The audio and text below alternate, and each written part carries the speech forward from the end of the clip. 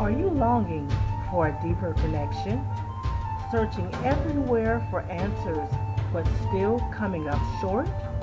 The answers you seek don't require you to move your feet. Close your eyes, open your ears, and take a journey into the labyrinth of your soul. Because a voice from within your heart, the innermost room of your soul, has been trying to speak to you all of your life. If you don't want to make that journey alone, tune in to Heart and Soul Radio and let's make that journey together. Heart and Soul Radio on www.jessherriott.com.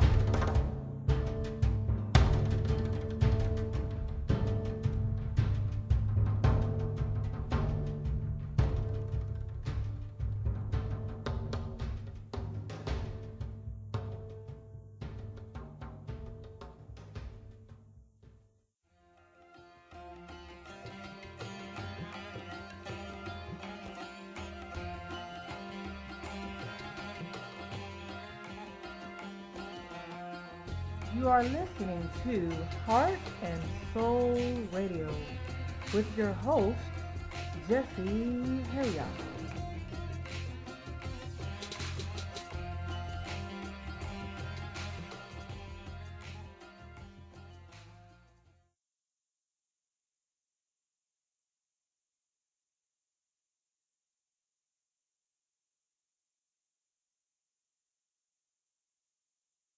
Heard of yours, and I'm sure vice versa. But let's start with you talking about yourself, which is of course what you do during an interview. Tell me about your background and your new book, because I see you have a book out and everything. I want to hear all about your work. Sure. Yeah. It didn't actually begin that long ago, but I think I've been learning about it for a lifetime.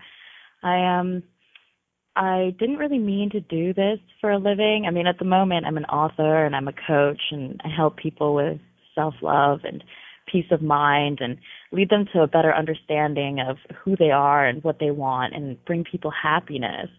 And before, I think I was suffering for about 24 hours out of every day. And I was a very selfish person, because I think suffering makes you that way.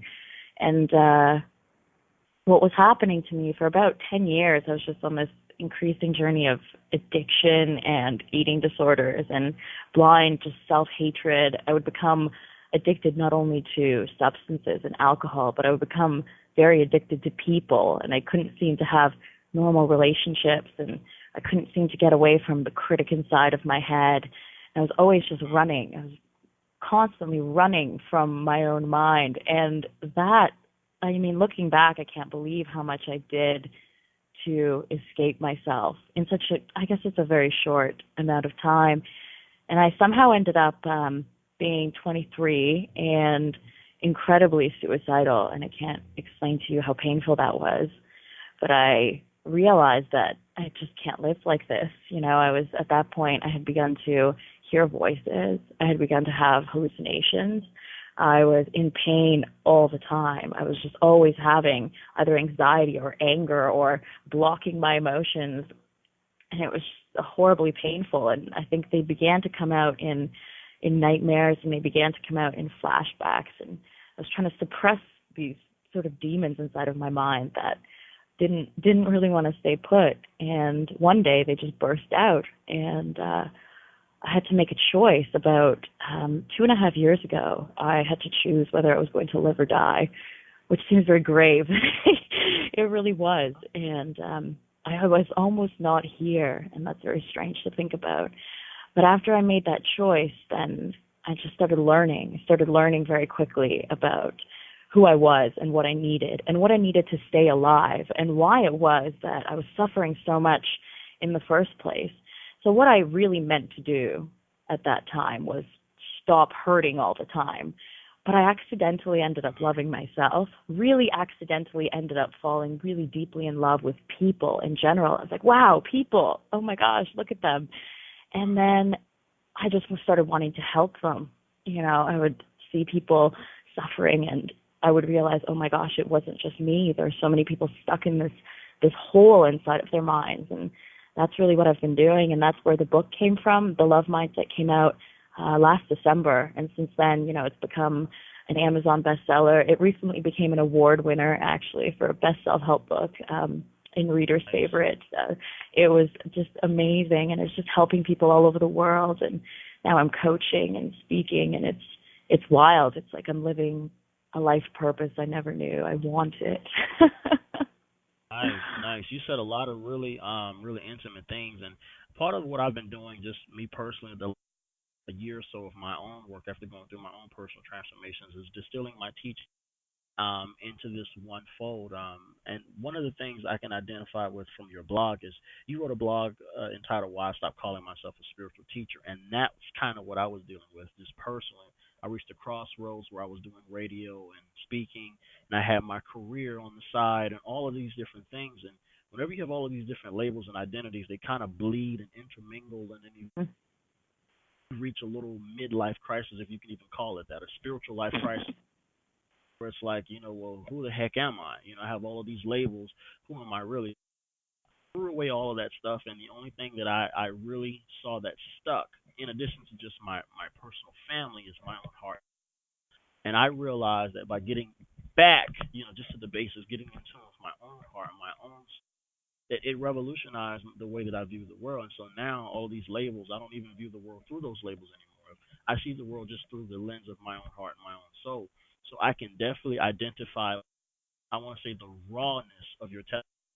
Because I think what you're saying is what people all over the planet identify with, and you can see it. Every smiling face or whatever isn't happy. Every bright eye isn't bright and glossy because there's something positive going on. A lot of times it's just the facade that they put on, the mask that they put on, the public persona. But there's a lot of pain. You can see the collective shadow at work, in society. I mean, with the comedians passing and all of these things that are going on, just in the public eye alone, we know that there's a lot of hurting people out there. I totally resonate, with what you're saying, and I appreciate you sharing your story and being as, intimate as you've just been, with sharing that information. You're welcome. Yeah, it's funny that you're saying that. Before I came on with you, I saw this post that's actually going viral at this moment. That's called "The 23 Qualities of an Empath." I think anybody that's listening right now is probably kind of getting exposed to it. And I'm reading through it and I'm going, this is just people. This is people. And anything that people do that's not on this list, they say you feel compassionate, you want to help people, you're really sensitive to others' emotions. I think anybody that's not empathic or empathetic is just blocking themselves off, guarding themselves, shielding themselves. And it makes me sad to think that people say, oh, I have this special gift, I am this special thing called an empath, while other people are bad and wrong and they don't know what they're doing. And really, we're all like that. Like, we're all incredibly beautiful. We're all incredibly loving and incredibly deserving of love. It's just that some of us have put on these layers to protect our very painful. They can. And since we're kind of talking about labels, one of the things, just to say, in my own work, I've learned that we either learn through insight and transformation, or we learn through pain. And pain, or our losses, so to speak, if we want to even call them that, are some of our greatest teachers. You kind of went into your story a bit. I don't want to dig around. Some people like to dig around inside of your pain. I don't play with people's pain. Because I don't want people to play with mine. There are a lot of things that even as teachers we deal with, and as people, some things you get over and some things take a lifetime to get over, and so they're still very sensitive. That's part of the reason why when you look at my webpage, you'll see a heart, but it's, because I think we're always patching. If we were to really look at our emotional hearts or whatever, they're pretty scarred and pretty stapled and sewed up there, especially if you've been through anything in life. But it doesn't mean that you're not functioning, because you can still be functioning and still be doing pretty well. But, I mean, your heart and your soul has been through some stuff. So since we're talking about labels and all that, I want to dig in a bit to some of the things you were talking about. First of all, dive into the concept of love and the love mindset. You wrote a book called The Love Mindset. What is that in depth? I know you kind of hinted at it, and how does that relate to your pain? That's a good question. Well, first of all, I'd like to preface this by saying that I believe that many people could have a love mindset without calling it that. And That I think is the most important thing to understand, that I've just labeled it as that for the sake of trying to communicate about it. And I wouldn't want anybody to think that I think this is the only way to do it or the only thing to call it. So really, if we're communicating about ideas here, then let's just think about the level at which everything is interconnected. And everybody believes that. Like anybody that's alive on this earth who still hasn't, killed themselves or sunken into despair believes that on some level everything's connected and everything's the same, right? And on another level everything's different and everything's kind of disconnected. But there's some level, whether you think it's energy or you think it's, the laws of thermodynamics or the laws of physics or God or whatever you call it, on some level everything's just tied together, and you are the same as me, and I'm the same as you, and I'm the same as this couch, and I'm the same as this window. And I've chosen to call that love simply for the reason that whenever I've experienced that level of consciousness where I realize that everything's the same, I've felt these incredible feelings, and I've called those love. When I was a kid, my dad told me, love's the best thing you'll ever feel and hate's the worst thing you ever feel. So when I was kind of going through my healing process, I started feeling these really, really positive feelings towards people, towards myself, towards everything. And I thought, well, I guess this is love, because that's what Dad said. And I couldn't figure out why sometimes I felt this feeling of love and sometimes I didn't. So I started reading all these books about relationships. I started reading all of this philosophy, and nothing was really coming up to bite, And it took me a really long time to even be open to anything even close to a spiritual concept. Even when it was called that, I was really cynical at the time. And when I finally I heard a few things that resonated with me, and I had a few experiences, and then suddenly it was like a light bulb moment where I realized that love is something that's always there, that this total unity, that this total oneness is always there, and that it's up to us to turn our attention towards it. And when we turn our attention towards it, that's when we feel the feeling of love. So it's almost as if, there's air is everywhere, but it's up to us to use our noses to breathe it in. And that's really what the love mindset is. It's about using your mind to direct your awareness and your attention onto this interconnected, beautiful reality that's already there, that is there. And the whole book is based on the premise that we actually need that to live, that's like a fifth basic need, that you need water, shelter, air, and you need love. You need this awareness. And we don't typically think of things like thinking as a basic need, but you have to eat to live, and you do have to think to live in this body right now as a human being. And some types of thoughts are more nourishing than others, and this is exactly why, because some thoughts turn us back to this reality about who we are and like what is happening here on this amazing interconnected unified level. And some thoughts, many thoughts that actually drive our current economy, thoughts like, I'm not good enough, I need this, I need that, you don't love me, those thoughts take us away from it. So the love mindset is sort of this requiem for self-knowledge, which inevitably leads to self-love, and that self-love inevitably leads to unconditional love for everything and everyone. And it's something that I've realized not only I need in order to heal, I also realize that everybody needs this. On some level, everybody needs to be aware of who they are on that level. And I think in our culture, there's just a real deficiency of that kind of awareness. And I hope to bring that back a little bit with my work and what I do now. And you really are doing it. You have a very beautiful affirmation that's on your page. I saw a while ago when I was initially researching your background and your work. I think it's like, you matter, you're not broken, you're stronger than what you think. And that affirmation, I think, stuff like that, those are the building blocks of character, self-esteem. Um, and since we're talking about this and we're getting intimate with this kind of conversation, first of all, pain, is a very intimate concept. Again, I want to say that. So for those of you that are listening, Brene Brown says that, of course, you have to qualify people before you even share your pain. You don't want to go around exposing yourself, because it's like literally taking off your clothes in front. Number one, it'll freak people out. Number two, it'll actually do more damage to you. When they get freaked out, you feel even more crappy than you did before. Um, that affirmation, builds the soul. It really does, because every day I'm finding out that there are things that scar the soul body. A lot of times we rebuild, and we get past it, but we take licks all the time, of course of the Mm-hmm. day. And with this concept that you're talking about here, I couldn't help but just turn back to your page and look at your work and just dive in. Like, in addition to that affirmation, something else you said on Twitter. You said craving approval is a symptom of a closed mind and a closed heart, and you should take your desire to please as an invitation to look within. In regards to everything that we're talking about, because I know I'm saying a lot, so I'm going to shut up now.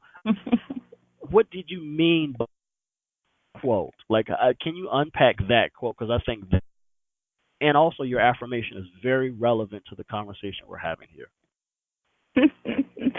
Well, it's funny because that tweet specifically is, it's just based on so much of what's going on in the love mindset. Sometimes they're directly from the book, but sometimes they're just so close. And what I talk about, there's this one chapter in the book called "Addicted to Triggers," and I always get emails from people who tell me that they cry at this part, and I sometimes, when I reread the book, which I do, I start crying at the preface. But, chapter 4 seems to really get people. And Addicted to Triggers is about how this ability for us to perceive ourselves in oneness, this ability to experience unconditional love for everything, experience ourselves as love, is always available to us through our minds, through the way that we choose to think. But because we don't know that, we settle for being triggered by it. And since we need it to live, on some level, everybody's being triggered into it, right? And this is what a lot of relationships are like. When somebody looks at someone else and they say, "I love you," what they're really saying is, "You allow me to relax enough to experience myself around you." It has nothing to do with that person specifically. They just allow you to experience yourself. And then you go on this amazing journey where you open up more and more and more around each other. But if you're under this delusion that that's coming from the other person, then if they have a bad day or if they get stressed out and they close off around you, you close off around them. And then you're going hungry. You're not exposed to the love that is all around you. And then you starve, then they starve. And it starts this horrible cycle. And when that begins to happen, then we're like, oh, the relationship's not working because I don't love this person. But truly, it's just my mind is not open to love. And often, you'll find people going from relationship to relationship trying to get that need met. You'll find people trying to grasp for approval. And at worst, people will drink or do drugs to get this feeling because chemicals will just sedate you enough in order to return you to an awareness of yourself. And when we find ourselves trying to grasp for the outside, trying to get it from other people, trying to get approval, trying to get somebody to love us, trying to find some good feelings outside of us, craving alcohol, craving drugs, craving whatever it is that we're craving, then that's a symptom of depriving ourselves of love. That is a symptom that, the same way that if there's air all around you and you begin to feel the symptoms of suffocation, then what you need to do is clear your air passages. Craving approval is sort of like a symptom of blocked up mind passages. You need to open your mind. You need to do some nourishing thinking as opposed to the kinds of thinking that takes you away from what's going on. And, it's funny that you called that thing on my website an affirmation because I'm actually a really big proponent of this thing that I call daily thoughts. So some people might call these affirmations, but to me, an affirmation can be false. You can have somebody sitting there and saying, "I have $1 million, I have $1 million," and that's just, it's simply not true. And I think that those can actually do more harm than good because they will set a condition for our own self-acceptance, right? So to me, what you matter, you're not broken, you're stronger than you think, that is a nourishing thought. That's like the difference between an apple and a cookie. Those kinds of thoughts are like truth. And when you intake truth, and I know we've all felt this, you hear the truth and something just happens within you. The same way that if you were to breathe really fresh mountain air or drink extremely cold, fresh mountain spring water, something happens within you. Like, this is clean, this is pure, this is fresh.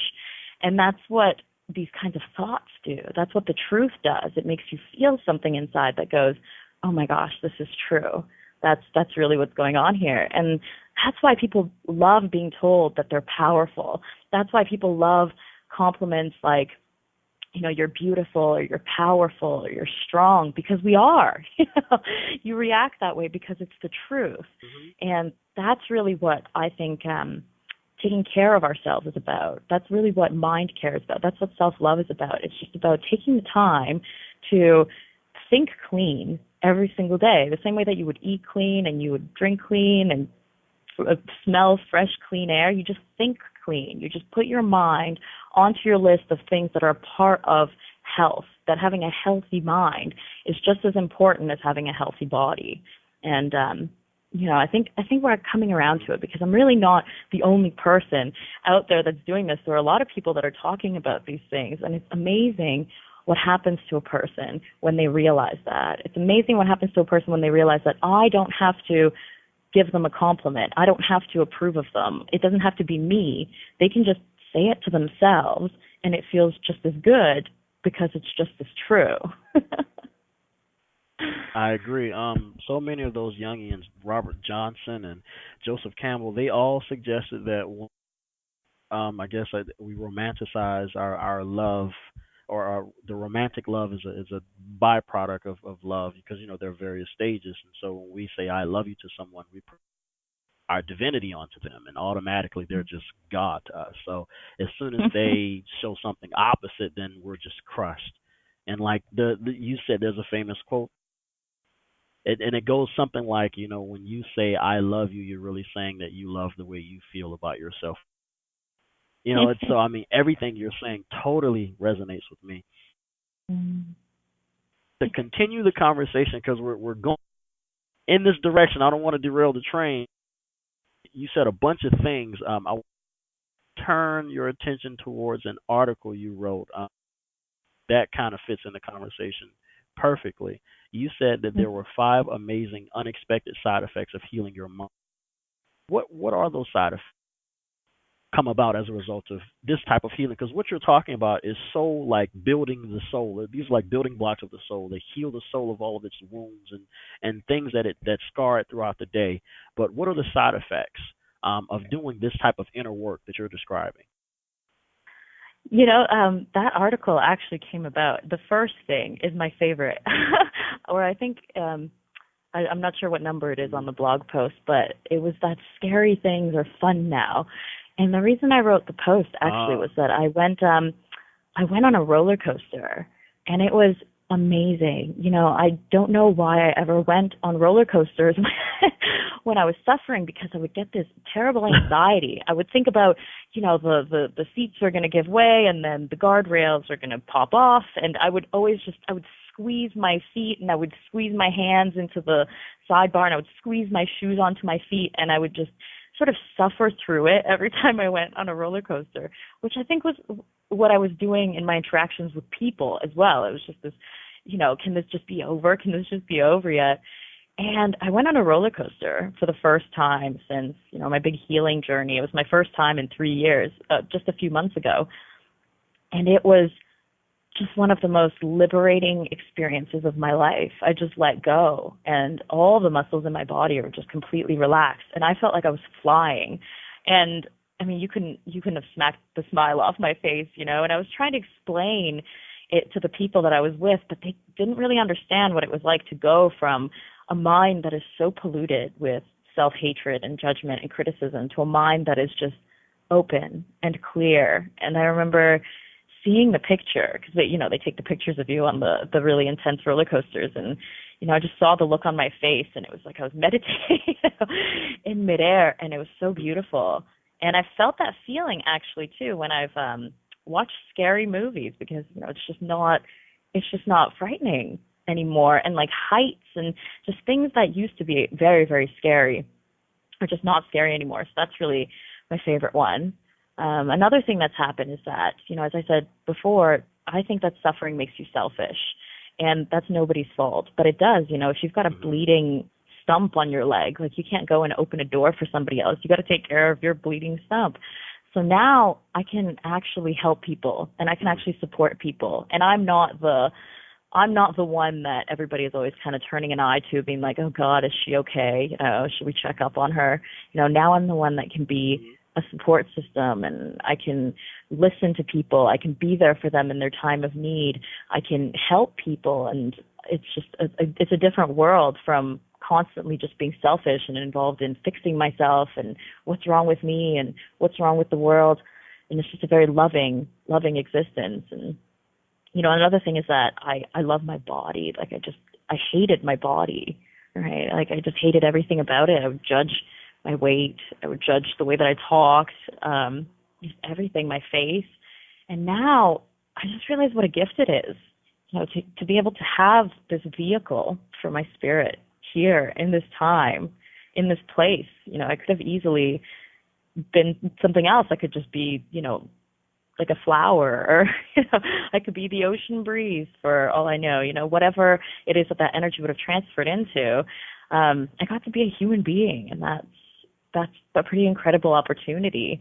And now that I've realized what a gift my body is, then I take care of it. I used to smoke a lot, and I would drink, and I would do drugs. And now, I don't put drugs in my body. I don't get drunk. I don't, I don't eat crappy food. Like I take care of what I put in my body.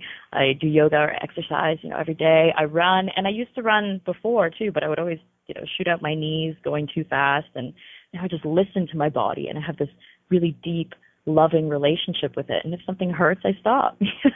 And if I want to move, then I move. And it's liberating, and with that same way that I love my body, I guess the other thing that's happened is that I forgive myself. I forgive myself for, doing yoga. It's funny. I just thought, I'll just get more flexible every day. And it definitely doesn't work like that. You show up and you think you're going deeper and deeper and deeper, and then you show up and you can't even reach your toes the next day. You're like, what is going on?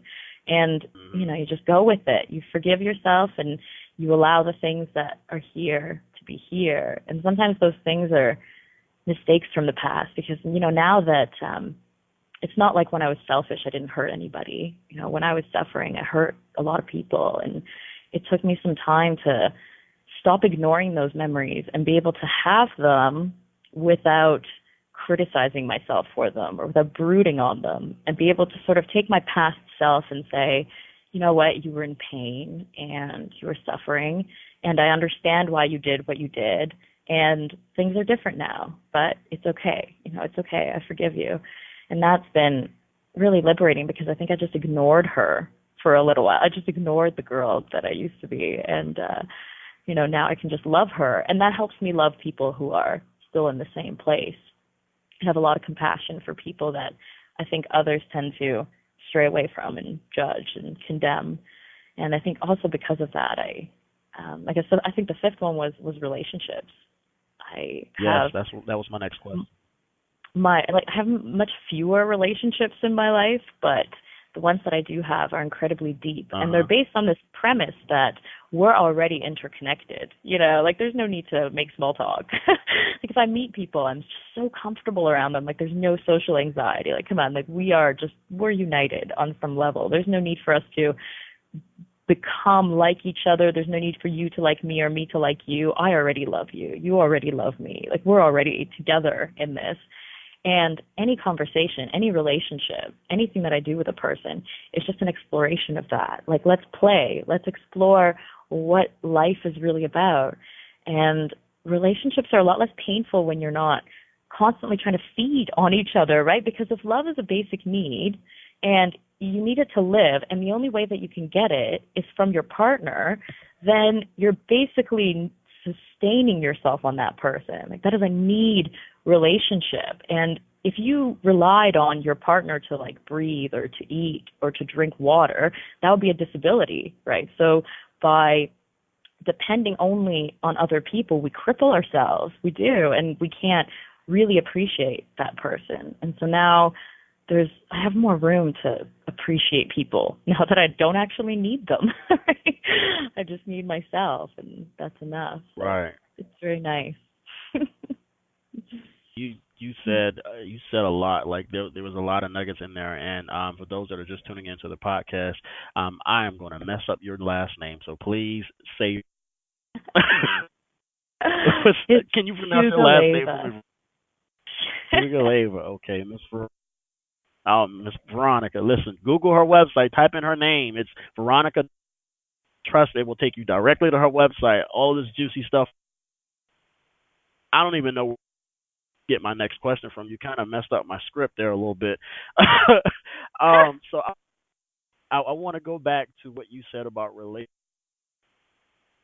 Let's dig a bit deeper into relationships. With this self love, how does it work in context of a relationship versus, like you said, it being one where it's codependent and everybody's feeding off of each other in the relationship? How does that look? This I guess self sustainedness, so to speak, in a relationship. How would that work? The way it works really is knowing that we need to lead the kinds of lives where we can be healthy on our own.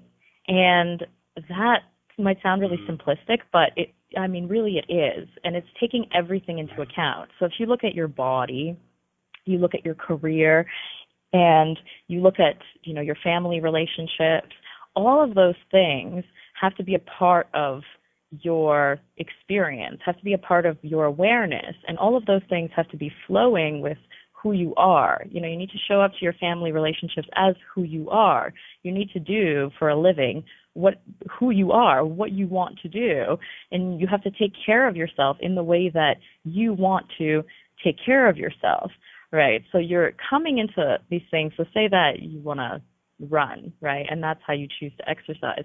Then it's running, so it's like this thing that anybody can do, but you're doing it as you. You're making it your own. And if running doesn't work out for you, then you can go and try dancing or try yoga, try whatever it is that works with your body. And then when you find it, you're like, oh, okay, this works with me. And running isn't going to be offended if you don't want to do it, right? Like even if running could possibly have feelings as a concept, running understands, running wants people who love to run to do it. Like if you don't like doing it, then what is the point? And I think that's really what happens when you develop an unconditional human love for people. There's just no need to stick around with people that you're not compatible with. Because if you don't need to feed on their approval, they don't need to feed on yours. And if it's just a game and we're all self-sufficient and independent anyway, then why not be with somebody that you have more fun with, right? I think it also allows people to move on when they need to move on. And it sounds like a really strange concept because I'm talking about unconditional love, but the kind of unconditional love where leaving is okay. And I think the most important thing is to be kind and to acknowledge this amazing interconnected energy that is between all of us, and to understand that if in a relationship you're not experiencing that energy, that something about each other is not working, and one of or both of you aren't willing to make it work. I think real, genuine, unconditional love is when you can both say, okay, then I have to go. There's none of this neediness. There's none of this grasping for each other. There's just a calm, quiet respect saying, you deserve to be alive, and so do I. You deserve to be happy, and so do I. And if that's not with each other, that's not actually offensive, right?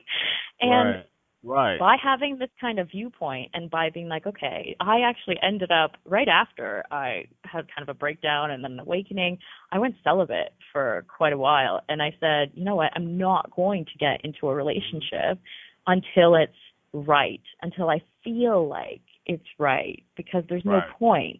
There's no point in me being with just anybody because I'm good enough for me. If I'm going to be with somebody, it has to be better than being alone. It doesn't have to replace being alone. It's not to take my loneliness away. It's to take the amazing experience of being alone and make it even better. And I'm Can really you back up and so say glad. that one more time? Say that one more time. Being with someone has to be best. Can you say it? It sounds so much better when you say it. Being with someone has to be better than being alone. That is a bumper. I am sorry. Exactly, right? And it can't just take away the loneliness, right? And I know that feeling, I had it in so many of my past friendships and relationships where you're just so much lonelier with them than you are by yourself. And Oh that's God. terrible. And that's how most people lead their relationships. So, if you love being on your own, if you learn to be your own best friend and feed yourself and especially your mind what you need, then there's no need. There's no need to be miserable around people. I became quite a hermit after I learned to love myself. It was just me and TED Talks and jam for like a really long time. And then when I did find people that I resonated with, then it was amazing. And like my partner right now, like him and I, like we're so compatible. We just can't stop talking to each other. And that's incredible because I've always had a rough time finding people who wanted to talk to me as much as I wanted to talk to them. I just wanted to talk about philosophy and talk about how life worked, and everybody else just wants to talk about the weather and, what's going to do that with you. Then life gets better when you get into a relationship, as opposed to being better for a little bit and then much, much worse, right? What do you say about being real like that? Because I love your authenticity. You don't a lot. It's there in the world. Of course, people are, but you don't generally meet people who are that authentic. A quote I saw. I'm not sure if it's a quote post. You said when you're that real, or when you're real, you can is like. What do you say about authenticity? Because I love yours. What's your take on authenticity? Oh gosh, I guess the most important thing is that it takes practice.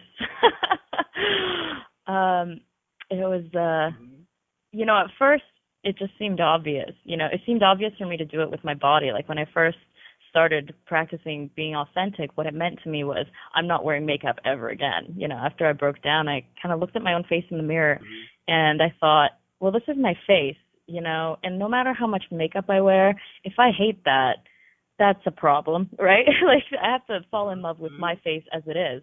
So I stopped wearing makeup, and it took me close to 6 months to get used to that face, like really, really get used to it. But it took only about 2 weeks for me to look at myself and see myself as beautiful for the first time. And it would just come and go in flashes, It would come and go, like I would feel really beautiful, and then I would look at myself and I would judge some part of myself. And for close to 6 months, I didn't recognize myself every time that I looked at myself.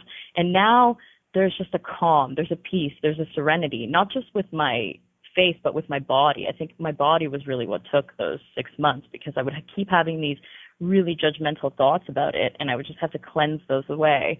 And it took a while for those to go away, but I just realized that all I can do is show up as who I am. Those thoughts that come and tell me that you're not good enough and your thighs are too fat and you shouldn't have hair there and blah, blah, all of that, those thoughts are just thoughts.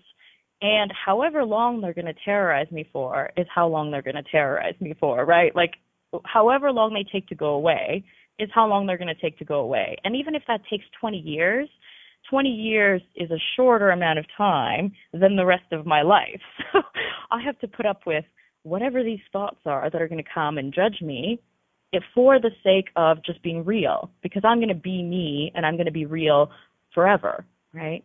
And, it took even longer. I think it actually took a full maybe 2 years before I just didn't have the thoughts at all anymore, because it took 6 months for the thoughts to stop affecting me like they did, but then they still kept coming, and I could just kind of watch them drift through my mind. It was sort of like mindfulness.